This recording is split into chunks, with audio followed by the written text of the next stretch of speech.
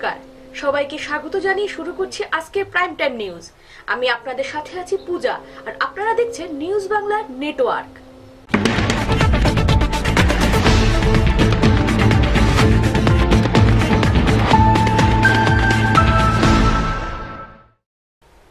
খবর এখন বিস্তারিত। 7 দফা দাবির ভিত্তিতে কংগ্রেসের পক্ষ থেকে রবিবার কৈলাসহরে 6 ঘন্টার গণ অবস্থান পালন করা হয়।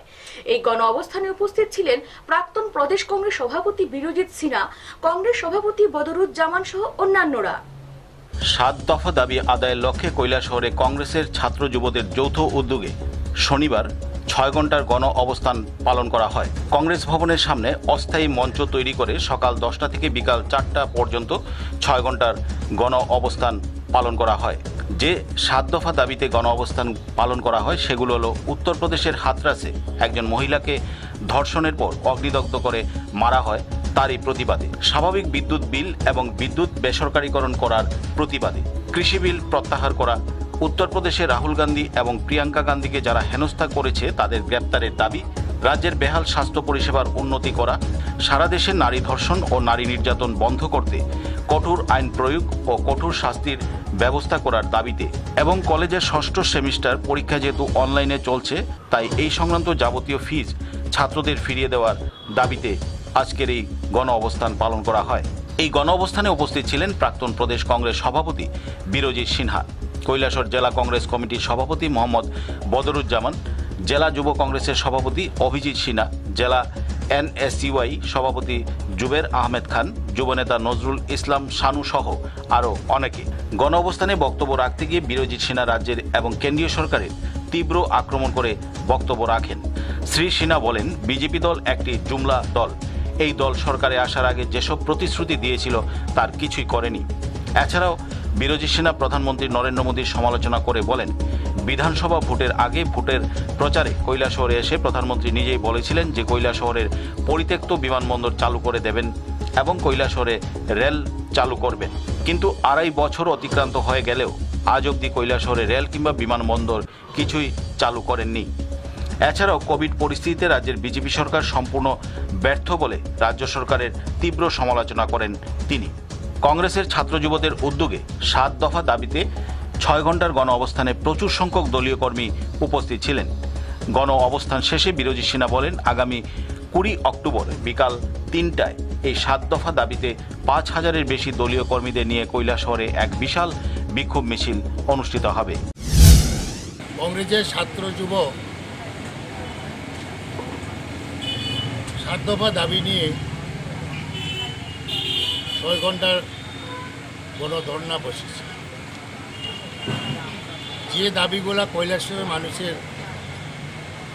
এটা দাবি, বিজেপি IPFP সরকার আসার পর কৈলাসহরের উন্নয়ন স্তব্ধ হয়ে গেছে।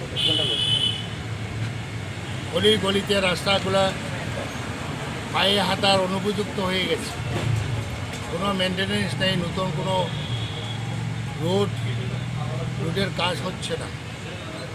এইদিকে নারী নির্যাতন অহরহ, সারা ত্রিপুরাতে নারী নির্যাতন, কৈলাসহরেও নারী নির্যাতন, আইন শৃঙ্খলা প্রায় ভেঙে গেছে। সারা দেশেও একই অবস্থা চলছে, তার প্রতিবাদে এখানে ধর্নায় বসেছে। কৈলাসহর থেকে দেবাশিস দত্তের রিপোর্ট, নিউজ বাংলা। গভীর রাতে ধর্মনগর শহরের পদ্মপুর এলাকা থেকে একটি দামি বাইক চুরি করে পালিয়ে নিয়ে যায় চোরের দল। পরপর এরকম বাইক চুরির ঘটনায় আতঙ্ক দেখা দিয়েছে শহরবাসীদের মধ্যে। আবারও ধর্মনগর শহর থেকে বাইক চুরির ঘটনা ঘটল। এইভাবে ঘন ঘন বাইক চুরির ঘটনায় আতঙ্কিত শহরবাসী। গভীর রাতে শহরের বুকে হানা দিয়ে একটি দামি বাইক নিয়ে পালিয়ে যায় চোরের দল। ঘটনা ধর্মনগর শহরের পদ্মপুর এলাকায়। সেখানে একটি মাইক্রো ফাইন্যান্স অফিসের সামনে থেকে গভীর রাতে TR 06A777-4 নম্বরের বাইক চুরি করে পালিয়ে নিয়ে যায় চোরের দল। বাইকের মালিক রঞ্জিত রুদ্রপাল জানান, নিত্যদিনের মতো গত 8 তারিখ বৃহস্পতিবার রাতের খাবার খেয়ে যথারীতি তিনি ঘুমিয়ে পড়েন। রাত 1টা নাগাদ তিনি বাইকটি শেষবারের মতো দেখেন। পরদিন সকালে দেখেন বাইকটি নেই। চারিদিকে খোঁজাখুঁজির পর পুলিশকে খবর দিলে ছুটে আসে পুলিশ, কিন্তু এখনো বাইকের কোনো হদিশ পাওয়া যায়নি। আর এইভাবে শহরের বুকে বাইক চুরির ঘটনা দিন দিন বেড়েই চলেছে। তাতে শহরবাসী আতঙ্কে দিন কাটাচ্ছেন। বিগত কিছুদিন পূর্বে সফলতা পেয়েছিল কদমতলা থানার পুলিশ। 2টি বাইক সহ 6 বাইক চোরকে জালে তুলতে সক্ষম হয়েছিল। এই ঘটনায় পুলিশি ভূমিকা নির্ভর করছে চোর চক্রকে জালে তোলার। 8 তারিখে 8 তারিখ রাত্রিবেলা, ভোর রাত্রে হবে, কারণ 1টা পর্যন্ত বাইকটা ছিল। এখানে বাইকটা এখানে পার্ক করা ছিল। রাত্রিবেলা আমরা প্রত্যেকদিন এখানেই পার্ক করি। তো এখানে আরও 5টা বাইক রয়েছে, 5টা বাইক ছিল, কিন্তু 5টা বাইক থাকাকালীন অবস্থায় এই বাইকটাকেই নেওয়া হয়েছে। আর বাইকটা যখন নিয়েছে, বাইকের যে ঘাড়ের লক আছে, লকটা ভেঙে তারপর বাইকটা নেওয়া হয়েছে। এই ব্যাপারে কি আপনি থানাতে কোনো কমপ্লেন করেছেন? হ্যাঁ, থানাতে জানিয়েছি, প্রশাসনকে জানিয়েছি, এবং আমি প্রথম যেদিন সকালবেলা ধরাত পড়ে যে আমার বাইকটা নিয়ে এখানে, তো সকালবেলা আমি সঙ্গে সঙ্গে থানায় গিয়ে আমি কমপ্লেন করে এসেছি। তারা সব কিছু লিখে রাখে এবং তারা এসে। কোন থানায়? ধর্মনগর থানায়। তারপর তখন তারা এসে দেখে বললো যে ওনারা দেখছেন, ওনারা চুড়াইবাড়ি থানাতে ইনফর্ম করেছে, কদমতলা থানাতে ইনফর্ম করেছে, সব কিছু বলেছে। তারপর বলছে যখন যদি পায় তো আমাকে খবর জানাবে, মোবাইল নাম্বার নিল। তারপর থানা থেকে আবার দুপুরবেলা আমাকে ফোন করা হয়েছে, ফোন করে বলেছে যে একটা অ্যাপ্লিকেশন করে যাও, একটা কেস লিখতে হবে, এরকম একটু বলেছিল। তখন আমি গিয়ে আবার অ্যাপ্লিকেশন দিয়ে আসি। তো এখন পর্যন্ত কোনো খবর নেই। নিজস্ব প্রতিনিধি রিপোর্ট, নিউজ বাংলা। ধর্মনগরের চাইল্ড লাইনের উদ্যোগে রবিবার শ্রীপুর গ্রামের মনীন্দ্র দাস স্মৃতি অঙ্গনওয়াড়ি কেন্দ্রে জাতির জনক মহাত্মা গান্ধীর জন্মদিন উপলক্ষে এক স্বচ্ছতামূলক কর্মসূচির আয়োজন করা হয়। রবিবার সকাল 11 ঘটিকায় ধর্মনগর শ্রীপুর গ্রামের 3 নং ওয়ার্ডের মনীন্দ্রচন্দ্র দাস স্মৃতি অঙ্গনওয়াড়ি কেন্দ্রে জাতির জনক গান্ধীজির জন্মদিনকে কেন্দ্র করে চাইল্ড লাইন ধর্মনগরের উদ্যোগে একটি স্বচ্ছতামূলক কর্মসূচির আয়োজন করা হয়। এই কর্মসূচিতে চাইল্ড লাইন ধর্মনগরের সকল সদস্য, কোঅর্ডিনেটর এবং অঙ্গনওয়াড়ি কেন্দ্রের কর্মী শ্রীমতী ঝুমুর দে, সহায়িকা, আশাকর্মী সহ আরও অন্যান্যরা উপস্থিত ছিলেন। তাছাড়াও অঙ্গনওয়াড়ি কেন্দ্রের প্রতিবেশী ছোট ছোট শিশুরা অত্যন্ত উৎসাহের সঙ্গে স্বচ্ছতার কাজে যোগদান করে। সামাজিক দূরত্ব বজায় রেখে মাস্ক পরিধান করে সকলের সক্রিয় সহযোগিতায় এই কর্মসূচি সাফল্যমণ্ডিত হয়ে ওঠে। তাছাড়াও চাইল্ড লাইন ধর্মনগরের উদ্যোগে এর আগেও আরও কয়েকটি স্কুল, অঙ্গনওয়াড়ি কেন্দ্রে এরকম স্বচ্ছতা কর্মসূচির আয়োজন করা হয়েছিল ধর্মনগর চাইল্ড লাইনের পক্ষ থেকে। শ্রীপুর গ্রামের 3 নং ওয়ার্ডের মনীন্দ্র দাস স্মৃতি অঙ্গনওয়াড়ি সেন্টারে গান্ধী জয়ন্তীকে কেন্দ্র করে একটি স্বচ্ছতা কর্মসূচির আয়োজন করেছিলাম। এই কর্মসূচিতে অঙ্গনওয়াড়ি সেন্টারের কর্মী শ্রীমতী ঝুমুর দে পাল এবং ওনার সহায়িকা, আশাকর্মী আমাদেরকে সহযোগিতা করেছিলেন। নিজস্ব প্রতিনিধি রিপোর্ট, নিউজ বাংলা। বিভিন্ন দাবির ভিত্তিতে রবিবার সিআইটিইউ ধর্মনগর বিভাগীয় কমিটির উদ্যোগে এক বিক্ষোভ মিছিল সংগঠিত করা হয়।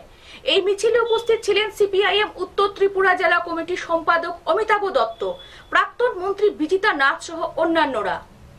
সিআইটিইউ ধর্মনগর বিভাগীয় কমিটির বিক্ষোভ মিছিল ধর্মনগর শহর জুড়ে। সিআইটিইউ কেন্দ্রীয় কমিটির ডাকে ধর্মনগর বিভাগীয় কমিটির উদ্যোগে ধর্মনগর শহরে এক বিক্ষোভ মিছিল সংগঠিত হয় গতকাল। মিছিলটি প্রথমেই সিপিআইএম ধর্মনগর মহকুমা কার্যালয় থেকে বের হয়ে শহরের বিভিন্ন পথ পরিক্রমা করে পুনরায় মহকুমা কার্যালয়ে এসে শেষ হয়। তবে গতকালের এই বিক্ষোভ মিছিল চলাকালীন সময়ে পুলিশি নিরাপত্তা লক্ষ্য করা যায়নি। মিছিলে উপস্থিত ছিলেন সিপিআইএম উত্তর ত্রিপুরা জেলা কমিটির সম্পাদক অমিতাভ দত্ত, প্রাক্তন মন্ত্রী তথা বাগপাশা বিধানসভা কেন্দ্রের বিধায়িকা বিজিতা নাথ সহ অন্যান্য সিপিআইএম নেতৃত্বরা। সিপিআইএম উত্তর ত্রিপুরা জেলা সম্পাদক অমিতাভ দত্ত সাংবাদিকদের মুখোমুখি হয়ে কি জানিয়েছেন শোনাবো আপনাদের। অনুযায়ী আজকে ধর্মনগরের সিআইটিইউ ধর্মনগর বিভাগীয় কমিটি আমাদের সর্বভারতীয় যে কর্মসূচি, শ্রমিকদের প্রতি মাসে 7,500 টাকা করে নগদার্থ তাদের হাতে তুলে দেওয়া, প্রতি পরিবারের প্রতিজনকে 10 কেজি করে খাদ্যশস্য বিনামূল্যে সরবরাহ করা, এছাড়াও আমাদের রাজ্যের কিছু স্থানীয় দাবি, বিশেষ করে করোনায় মৃত যারা, আমাদের মাননীয় মুখ্যমন্ত্রী ঘোষণা করেছিলেন প্রত্যেক পরিবারকে 10 লক্ষ টাকা করে সাহায্য করবেন। এখনও একটি পরিবার কোনো সাহায্য পায়নি। আমরা দাবি করছি এই 10 লক্ষ টাকা প্রত্যেক পরিবারকে ইতিমধ্যে তুলে দিতে হবে। ধর্মনগর থেকে নিজস্ব প্রতিনিধির report, news Bangla. Mask enforcement day হিসাবে শনিবার রাজধানী বটতলা বাজারে অভিযান চালায় প্রশাসন। যাদের মাস্ক নেই তাদের কাছ থেকে প্রথমবারের জন্য 200 টাকা এবং তারপর 400 টাকা জরিমানা আদায় করা হয়। তাছাড়া দোকানে সামাজিক দূরত্ব বজায় না থাকার কারণে 1000 টাকা পর্যন্ত জরিমানা করা হয়। করোনা পরিস্থিতিতে রাজ্য সরকার এবং স্বাস্থ্য দপ্তর একাধিক নির্দেশিকা জারি করেছে।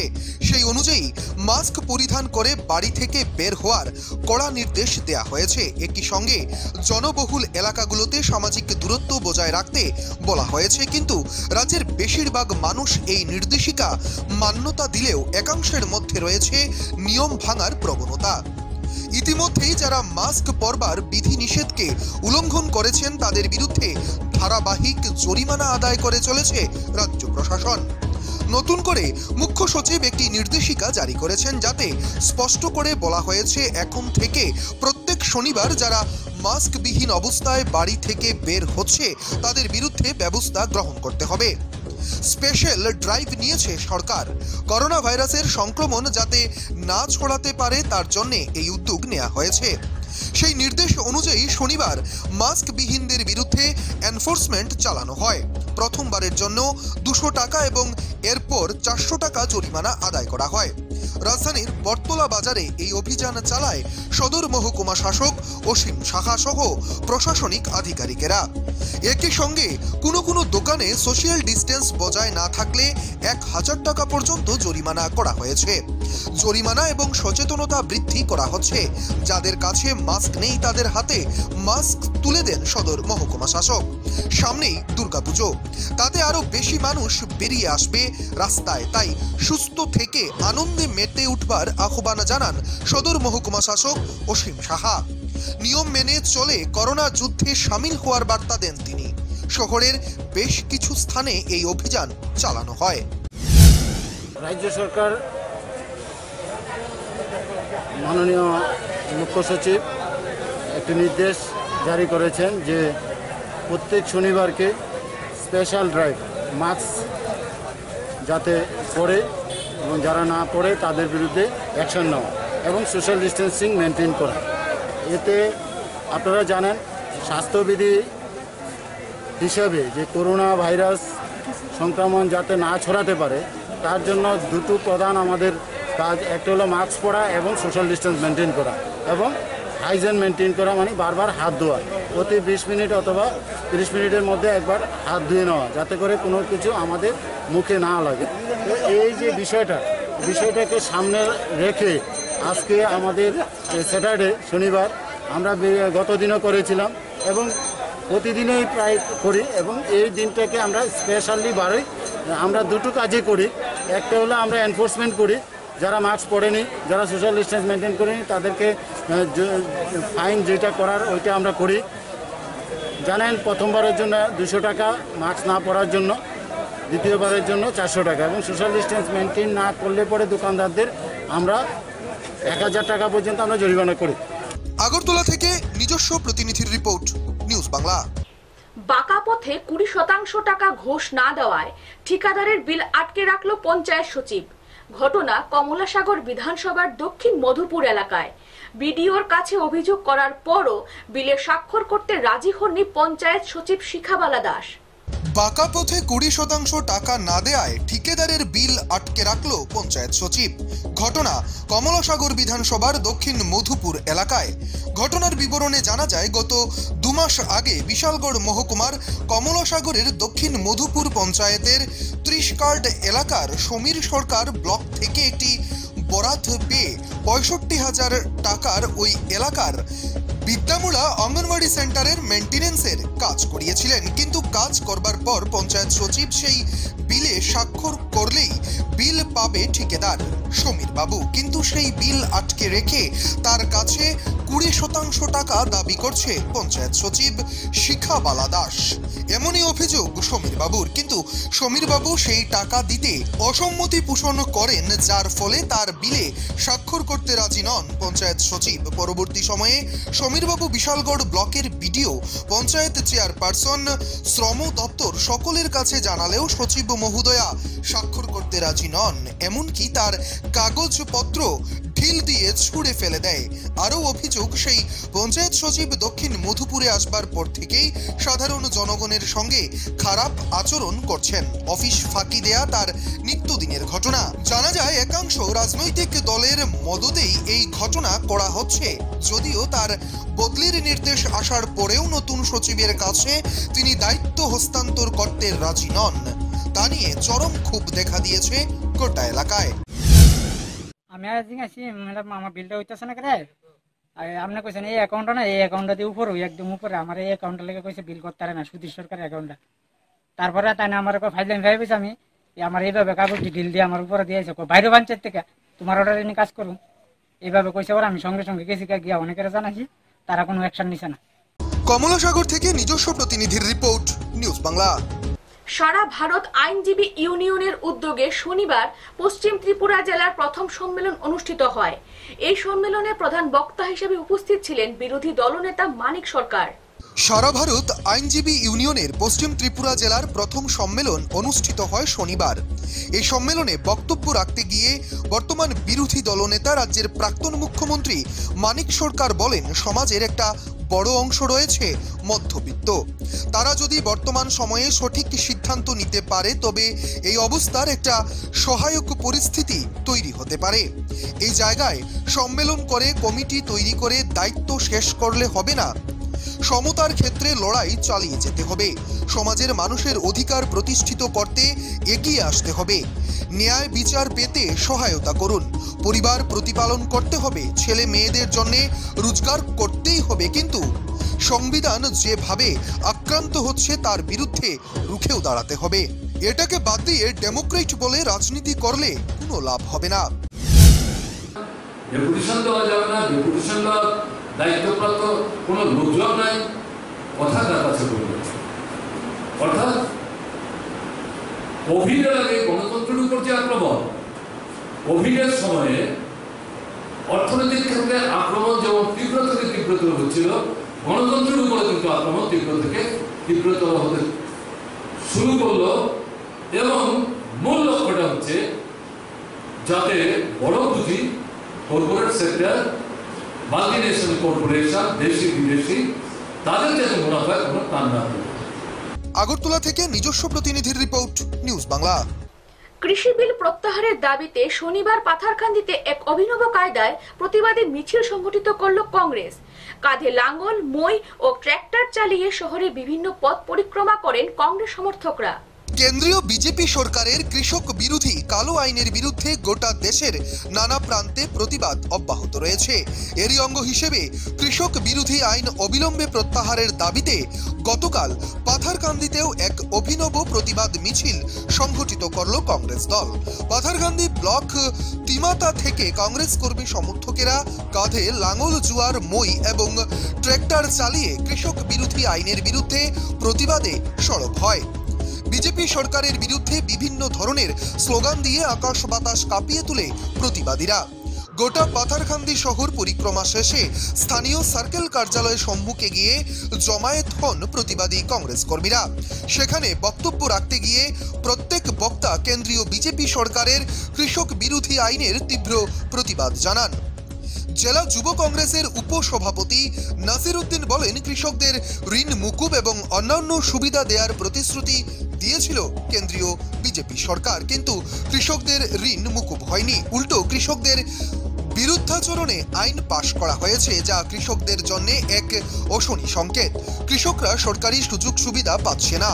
অসম প্রদেশ কংগ্রেসের সম্পাদক প্রতাপ সিনহা বলেন যে কেন্দ্রীয় বিজেপি সরকার কৃষি আইন এনে কৃষকদের চরম অন্যায় করেছে। এই সরকার পুঁজিপতিদের জন্য কৃষকদের স্বার্থে অবিলম্বে কৃষি আইন বাতিলের জোরালো দাবি জানান প্রতাপ সিনহা। অন্যান্যদের মধ্যে বক্তব্য রাখেন ব্লক কংগ্রেস সম্পাদক যাদবেন্দ্র সিনহা, বিজয়া সিনহা, ইয়ং ব্রিগেডের বিমল সিনহা, শফিক উদ্দিন সহ আরো অনেকে। অসম প্রদেশ কংগ্রেছৰ সভাপতি মহোদয় এপিচিচি সম্মানীয় সভাপতি আমাৰ নিপুণ বৰা মহাশয়, তেখেতৰ নিৰ্দেশত গোটেই অসমত ইমানকেইটা ব্লক আছে, এই নেতৃত্বত আজি আমি যোৱা কেইদিনমান আগতে কৃষি বিল পাছ হৈছিলে কেন্দ্ৰীয় চৰকাৰ বিজেপি চৰকাৰৰ দ্বাৰা। এই বিল অনৈতিক বিল এটা সিহঁতে পাছ কৰিছিলে। আমি সেই বিলৰ বিৰুদ্ধে আজি গোটেই অসমত আমি প্ৰতিবাদী কাৰ্যসূচী হাতত লৈছোঁ। বিপুল বৰুৱা ছাৰ ডাঙৰীয়াই আমাক নিৰ্দেশ দিছিলে প্ৰতিটো ব্লকত আজি প্ৰতিবাদী কাৰ্যসূচী ল'বৰ কাৰণে। আমি সেইমৰ্মে আজি পাটাকান্দি ব্লক আৰু লোৱাৰপাৰা ব্লকৰ উদ্যোগত দুই ব্লক কংগ্ৰেছৰ উদ্যোগত লগত যুৱ কংগ্ৰেছ লৈ কিনে য়ং ব্ৰিগেড যুৱ কংগ্ৰেছ লৈ আমি আজি পাটাকান্দি বজাৰত আমি এটা প্ৰতিবাদী কাৰ্যসূচী হাত লৈছোঁ। পাথারকান্দি থেকে মুজির উদ্দিনের রিপোর্ট, নিউজ বাংলা। বন্য শূকর শিকার করতে নিয়ে গিয়ে গুলি করে হত্যা করা হলো এক যুবককে। ঘটনা পাথারকান্দি থানাধীন দোহালিয়ার সংরক্ষিত বনাঞ্চলে। জানা যায় মৃত ওই যুবকের নাম নীতিশ দেব। ওই ঘটনায় ব্যাপক চাঞ্চল্য বিরাজ করছে গোটা এলাকায়। দুহালিয়ার পাহাড়ে বন্য শূকর শিকার করতে গিয়ে গুলিতে হত এক যুবক। চাঞ্চল্য এলাকায়। ঘটনা 10 অক্টোবর 2020। পাথারকান্দি থানাধীন দুহালিয়ার সংরক্ষিত বনাঞ্চলে বন্য শূকর শিকার করতে গিয়ে এক যুবকের লোমহর্ষক হত্যাকাণ্ডের ঘটনায় ব্যাপক চাঞ্চল্য ছড়িয়ে পড়েছে গোটা এলাকা জুড়ে। জানা গিয়েছে বন্যপ্রাণী শিকারের নামে ঘর থেকে ডেকে নিয়ে গভীর জঙ্গলের ভেতরে নৃশংসভাবে গুলি করে হত্যা করা হয় স্থানীয় ফরিদকুন্ড দুহালিয়া জিপির 2 নম্বর ওয়ার্ডের মিন্টু দেবের ছেলে মনোরঞ্জন দেবকে, যে পেশায় একজন সবজি ব্যবসায়ী। ইতিমধ্যেই এই ঘটনায় জড়িত এক ব্যক্তিকে পুলিশ আটক করেছে। ঘটনার বিবরণে জানা যায়, গত শুক্রবার সকালবেলা দুহালিয়া গ্রামের নৃপেশ দাস সহ তার গ্রামেরই শামসুল হক সহ আরও প্রায় 15 জন চুরাই শিকারীরা হাতে বুনা গাদা বন্দুক নিয়ে নিশীথকে অর্থাৎ মনোরঞ্জনকে বাড়ি থেকে ডেকে প্রায় 1.5 কিলোমিটার দূরবর্তী নারায়ণপুর সংরক্ষিত বনাঞ্চলে বন্যপ্রাণী শিকারের উদ্দেশ্যে বেরিয়ে পড়ে। এদিন বিকেলে শিকার শেষে বাকিরা সবাই ঘরে ফিরলেও ঘরে ফেরেনি হতভাগ্য নীতিশ। এতে করে তার পরিবারের লোকেদের মধ্যে দুশ্চিন্তার উদয় হয়। সন্ধ্যা গড়িয়ে রাত হলেও সে ঘরে না ফেরায় শুরু হয় চারিদিকে খোঁজ খবর। রাতে ছেলে ঘরে না ফেরায় অবশেষে শনিবার সকালবেলা স্থানীয় জিপি সভাপতি দীপঙ্কর দেব গ্রামের লোকেদের সঙ্গে নিয়ে পড়শির শিকারী নৃপেন দাসের বাড়িতে গিয়ে নিশীথের খোঁজ নেন এবং পরবর্তীতে নৃপেশকে সঙ্গে নিয়ে সেই সংরক্ষিত বনাঞ্চলে প্রবেশ করলে নিশীথের গুলিবিদ্ধ রক্তাক্ত দেহ পাওয়া যায় জঙ্গলের টিলার উপরে। এ সময়ে নৃপেশ পালিয়ে যাবার চেষ্টা করলে গ্রামবাসীদের সহযোগিতায় তাকে পাকড়াও করা হয়। পরে রাতাবাড়ি পুলিশকে খবর দেয়া হলে পুলিশ এসে মৃতদেহ ময়না তদন্তের জন্য আসামের শিলচর মেডিকেল কলেজের প্রেরণের পাশাপাশি অভিযুক্ত নৃপেশ দাসকে থানায় নিয়ে যায়। এদিকে খবর পেয়ে পাথারকান্দি থানার ইন্সপেক্টর ওসি তানভীর আহমেদ এবং রাতাবাড়ি থানার ওসি জে তেরং দলবল নিয়ে তদন্তে নেমে পড়ে। এদিকে এই কাণ্ডে ধৃত ব্যক্তিকে জেরা করলে জানা যায় যে সেদিন সবার হাতে বন্দুক থাকলেও বন্য শূকরের উদ্দেশ্যে গাদা বন্দুক থেকে গুলি ছুড়েছিল শামসুল, কিন্তু গুলিটি লক্ষ্যভ্রষ্ট হওয়াতে তা নীতিশের মাথায় লেগে সে মারা যায়। পরে তার বিপদ বুঝে লাশটি জঙ্গলে ফেলেই পালিয়ে যায়। বর্তমানে সবাই পলাতক রয়েছে, তবে এদের ধরতে সব দিকে জাল বিছিয়েছে পুলিশ। এই ঘটনায় এলাকা জুড়ে ব্যাপক চাঞ্চল্য বিরাজ করছে। এই ঘটনায় দুঃখ প্রকাশ করে গুয়াহাটিতে অবস্থানরত পাথারকান্দির বিধায়ক কৃষ্ণেন্দু পাল বন বিভাগের ভূমিকায় খুব ব্যক্ত করে বলেন যে জঙ্গলের ভেতর দীর্ঘদিন ধরে চূড়া শিকারীরা তাদের মৃগয়া চালিয়ে গেলেও বনকর্মীরা নিশ্চুপ ছিল। এটা মেনে নেওয়া যায় না। তিনি এ কাণ্ডে জড়িত প্রত্যেক চূড়া শিকারীর দৃষ্টান্তমূলক শাস্তি কামনা করেছেন। তৎসঙ্গে মৃতের পরিবারের যাতে সরকারি সাহায্যের ক্ষেত্রে কোনো অসুবিধে না হয় সে ব্যবস্থা তিনি করে দেবেন বলে জানিয়েছেন। এদিকে বিষয়টি নিয়ে দুহালিয়া ফরেস্ট রেঞ্জের দায়িত্বপ্রাপ্ত রেঞ্জ কর্তা প্রবীর বিশ্বাসকে প্রশ্ন করলে তিনি জানান যে এলাকাটিতে ঘটনাটি সংঘটিত হয়েছে সেটি রেভিনিউ ভিলেজ, ফলে সেখানে বন বিভাগের কেউ ডিউটি করেন না। আজি পুৱা 9:30 বজাত খবৰ পালোঁ যে বিলাইটিকৰ দুৱালিয়া এই ৰাবাৰ বাগানত এজন লোকৰ মৃতদেহ পোৱা গৈছে আৰু মৃতদেহ হৈছে এটা হাতে সজা বন্দুক কৰি আছে। তাৰ লগে লগে আমাৰ টিমটো খা খবৰ কৰি পেলাই লোৱা গ'ল সেই ঠাইলৈ। গৈ পেলাই দেখা গ'ল যে এজন ল'ৰা বয়স অনুমানিক 25-ৰ পৰা 30-ৰ ভিতৰত হ'ব, অলপ কম বেছিও হ'ব পাৰে, এইটো ভিতৰত একজেক্ট আমি কৰা নাই। দেখা পোৱা গ'ল যে তেওঁ তাতে ৰাবাৰ বাগানৰ সামান্য এটা জাৰণিৰ ওচৰত মৃত অৱস্থাত পৰি আছে আৰু বন্দুক ওচৰতে আছে তেওঁৰ আৰু মাথাত গুলি লগাৰ চিন এটা মাথাৰ গিলি চিলি বাহিৰ ওলাইছে। গতিকে আমি স্থানীয় মানুহৰ পৰা জানিব পাৰিলোঁ ল'ৰাজনৰ নাম হ'ল নীতিশ দেৱ এলাইস মনোরঞ্জন দেব। পাথারকান্দি থেকে মলয় কুমার দাসের রিপোর্ট, নিউজ বাংলা। মালদার মেহেরপুর গ্রামের রায়বাড়ির দুর্গাপূজা এবার 101 বছরে পা দিল। শতাব্দী প্রাচীন এই পূজা শুরু হয় বন্দুকের সেল ফাটিয়ে। শুরু থেকে চলে আসছে এই নিয়ম। এই বছরও এর ব্যতিক্রম হবে না বলে জানিয়েছেন রায়বাড়ির সদস্যরা। পশ্চিমবাংলার মালদা জেলার মুথাবাড়ি থানার অন্তর্গত মেহেরাপুর গ্রাম, আর সেই মেহেরাপুর গ্রামের এক রায় পরিবারের শতাব্দী প্রাচীন দুর্গাপুজো শুরু হয় বন্দুকের শেল ফাটিয়ে। শুরু থেকে চলে আসছে এই নিয়ম। জৌলুস কিছুটা কম হলেও শ্রদ্ধায় এই রায়বাড়ির পুজোর মেন আকর্ষণ। মেহেরাপুর গ্রামের বাসিন্দা মধুসূদন রায় এই পূজার প্রচলন করেন, কিন্তু বর্তমানে মধুসূদন রায়ের তৃতীয় প্রজন্ম এই পুজোর দায়িত্বে। কথিত আছে শতাধিক বছর আগে এই এলাকায় জমিদার ছিলেন, রাজত্ব ছিল। মধুসূদন বাবু বনে জঙ্গলে পাখি শিকার করতে খুব ভালোবাসতেন।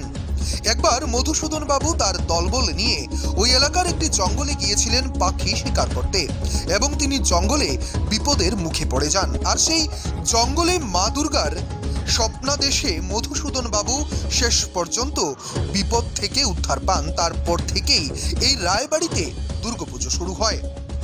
স্বর্গীয় জমিদার বাবু মধুসূদন রায়ের 7 পুত্র, স্বর্গীয় আশুতোষ রায়, সুরেশ রায়, কিরণ রায়, বঙ্কিম রায়, রাধিকা প্রসাদ রায়, সন্তোষ চন্দ্র রায় এবং প্রবুত রায়। উনারা সকলেই প্রয়াত। এদের ছেলেদের হাতেই এখন পূজার দায়িত্ব। ছেলেরা নিজেদের মধ্যে পালা করে পুজো করে নেন। একটি পরিবারের উপর পুজোর দায়িত্ব থাকলেও তাদের মধ্যে সকলেই পুজোর সময় গ্রামে ছুটে আসেন। তাদের পরিবারের মুখে শোনা যায় মধুসূদন বাবুর জমিদারিত্ব থেকে প্রায় 25 থেকে 30 বিঘে জমি মা দুর্গার নামে ছিল, আর সেই সম্পত্তি বিক্রি করে সেই পরিবার একটি ট্রাস্ট গঠন করেছে। প্রতি বছর পুজোর সময় ট্রাস্ট থেকে প্রায় 45 থেকে 50 হাজার টাকা পান তারা। কিন্তু বর্তমানে জিনিসপত্রের দাম বেশি বলে পুজোতে লক্ষাধিক টাকা খরচ হয়। সপ্তমীর দিন তুলসী সহযোগে গঙ্গা থেকে ঘট ভরে নদী বক্ষে বন্দুকের শেল ফাটিয়ে সেই পুজোর সূচনা করেন এই রায় পরিবারের সদস্যরা। শতাধিক বছর থেকে এই পুজো হয়ে থাকে শাক্ত মতে। এই পুজোর শুভ আরম্ভ হয় 1919 সালের জমিদার বাবু মধুসূদন রায়ের আমলে। আমি মধুসূদন রায়ের চতুর্থ পুত্রের কনিষ্ঠ পুত্র। আমাদের এখানে প্রায় 102 বছর হলো 100 পুজো দুর্গাপুজো হয়ে যাচ্ছে। এর আগে আমার দাদা বলেছেন, পর থেকে আমি বলছি আমাদের পুজো হয় সপ্তমীতে, অষ্টমী, নবমী, দশমী, এবং এটা আমাদের পুরো নিজের খরচায়। আমাদের ট্রাস্ট আছে, ট্রাস্টের মাধ্যমে পুজো হয়। সপ্তমীর দিন বলি হয়, অষ্টমীর দিন সন্ধে বলি হয়, নবমীতে আমাদের গ্রামের যত আছে সবাই এখানে পাঠা দেয় এবং আমরাও দিই, এবং তাদের পাঠাগুলো সমস্ত নিয়ে যায়, বলে চলে যায়, এবং যে মাথিগুলো থাকে আমাদের ভাগ হয়ে যায় এটা। আর সপ্তমীতে ভোগ যেটা হয় আমাদের, আমরা নিজের মধ্যে বিতরণ করে নিই। মালদা থেকে নিজস্ব প্রতিনিধির রিপোর্ট, নিউজ বাংলা।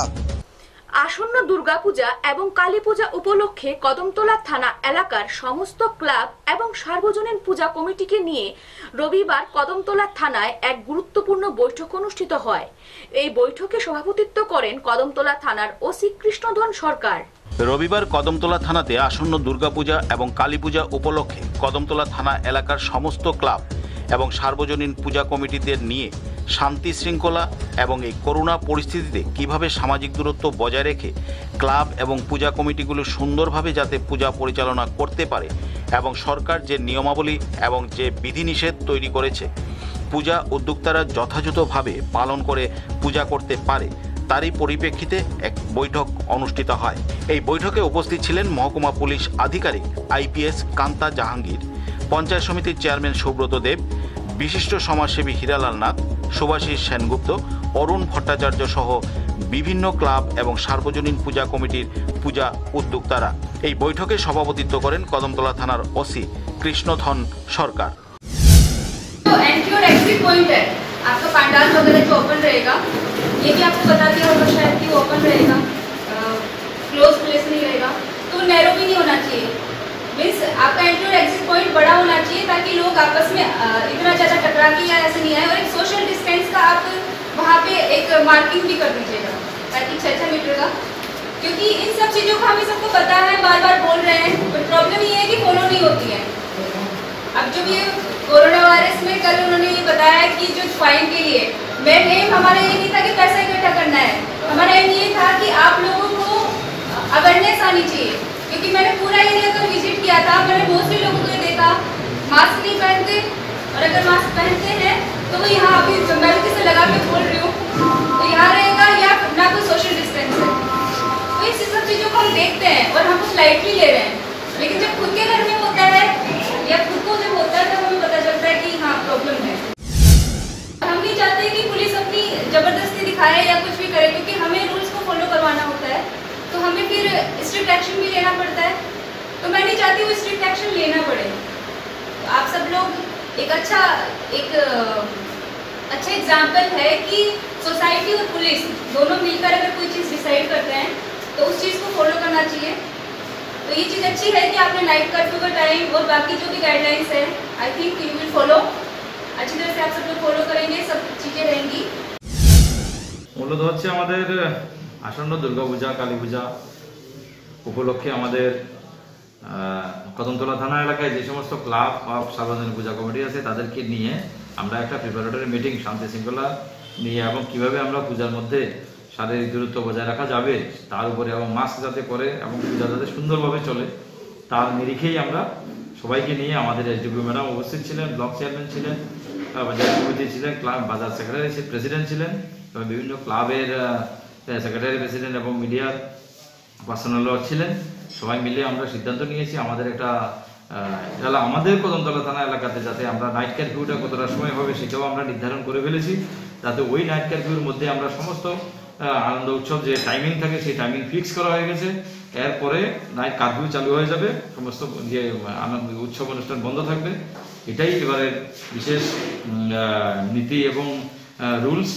আমরা প্রত্যেকেই যাতে শারীরিক দূরত্ব বজায় রাখতে পারি এবং মাস্ক পরি এবং যাতে গ্যাদারিং যাতে কোথাও যাতে না হয়, বিশেষ করে দুর্গাপূজার মূর্তি বিসর্জনের সময় বা সপ্তমী অষ্টমী নবমী 3 দিন অষ্টমী নবমীর সময় বেশি ভিড় হয়, ওগুলি যাতে ঠিকমতো যাতে করে এই পূজার মাধ্যমে যাতে এই সংক্রমণটা আবার বেড়ে না যায় তার দিকে নজর রেখে আমরা আজকের এই মিটিং খুব সুন্দরভাবে আমাদের এই মিটিংটা শেষ হয়েছে। ম্যাডামও অনেক গুরুত্বপূর্ণ কথা বলেছেন এবং ক্লাবের তরফ থেকে অনেক আমরা কীভাবে পালন করলে ভালো হবে সেগুলি পেয়েছি। সব কিছু মিলে আগামী দিনগুলো যাতে ভালো কাটে তার দেশে এই গাইডলাইন কি কি ছিল? এই গাইডলাইনে মূলত ছিল বিশেষ সোশ্যাল ডিস্টেন্সিং, সামাজিক দূরত্ব, মাস্ক পরিধান করা, পূজা প্যান্ডেল যাতে কোনো রকমের যাতে গেট ফেট যাতে না থাকে, ওপেন প্যান্ডেল হবে এবং দিনে 3 বার মিনিমাম 3 বার যাতে স্যানিটাইজ করা হয়। তারপরে 30 জনের বেশি ইমার্শন ঘাট, মানে আমাদের দশমী ঘাটে 30 জনের বেশি একসঙ্গে যেতে পারবে না। 5 থেকে 10 জন লোক পূজা প্যান্ডেলে ঢুকবে, এর থেকে বেশি দেওয়া সম্ভব নয়। এরকম কিছু যাতে কোনো রকমের ব্লকেজ তৈরি করা যাতে না হয়। আর এন্টারটেনমেন্ট যে প্রোগ্রাম সেটা যাতে না করাই ভালো, বিশেষ করে পূজার সময় বা পূজার পরে যে আমাদের অর্কেস্ট্রা এটাও যাতে না করা হয় সেই ব্যাপারে সেই গাইডলাইনগুলো এবারে সম্পূর্ণ আলাদা রকমের গাইডলাইন। মানুষের যান আমরা যদি বেঁচে থাকি সামনে বছর আবার করব, সেই নিরিখেই আমাদের রাজ্য সরকারের এই গাইডলাইনগুলি আমরা বিস্তারিত তুলে ধরেছি এবং মানুষ গ্রহণ করেছি। কদমতলা প্রতিনিধি রিপোর্ট, নিউজ বাংলা। এখনকার মতো প্রাইম টাইম নিউজ এই পর্যন্তই। পরবর্তী সংবাদ দেখার জন্য চোখ রাখুন আমাদের নিউজ বাংলার পর্দায়।